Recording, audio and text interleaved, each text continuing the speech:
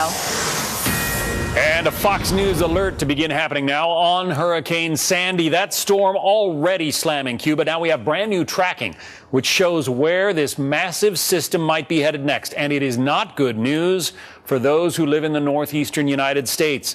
Janice Dean has the latest from the Extreme Weather Center. What's going on, JD? If this track comes true, it is the worst case scenario, John. Now, we still have days to go and a lot of information to kind of input into this tracking. But right now, this storm looks like it's going to be headed for millions of people. It's going to be a transitioning system, meaning that perfect storm type scenario. A tropical storm that transitions into an extratropical storm because a cold front, a very powerful Arctic cold front, is going to interact with the system and draw it in towards the northeast, a very rare meteorological situation. So this could be historic, folks. If you live across the East Coast, from the mid-Atlantic up to Maine and eastern Canada, you need to be paying very, very close attention to your local forecast. Still a Category 2. We just got the 11 o'clock advisory. It was a Category 3 major hurricane overnight, so it rapidly intensified within hours. Take a look at the latest track. As you can see, Category 2 moving through the Bahamas.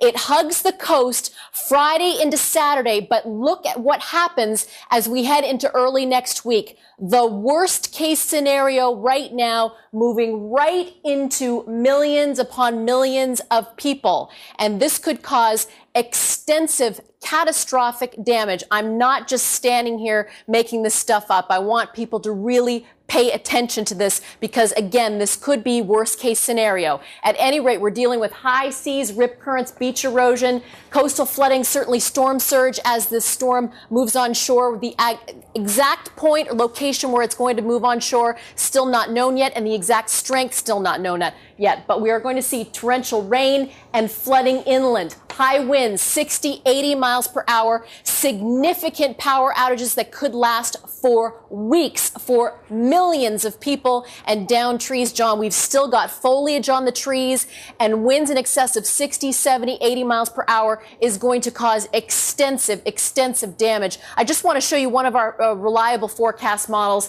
It is really becoming apparent that we are going to be dealing with a system that is going to come onshore. Again, anywhere from the mid-Atlantic towards Maine. Need to be paying attention. But John, our mouths dropped at the latest tracking that shows this system going right into New York City. Obviously, we've got days ahead to really hone in and get this forecast right, but people need to be paying attention. We do think that this storm is going to come on shore, and it's going to cause a lot of damage. And it's a big, broad storm, too. So even as it skirts up the coast, it's going to be dumping a lot of rain and wind on people. Because it's transitioning into, you know the movie The Perfect Storm? It's a transitioning storm from a tropical to an extratropical. And what that means is the wind span is going to be greater.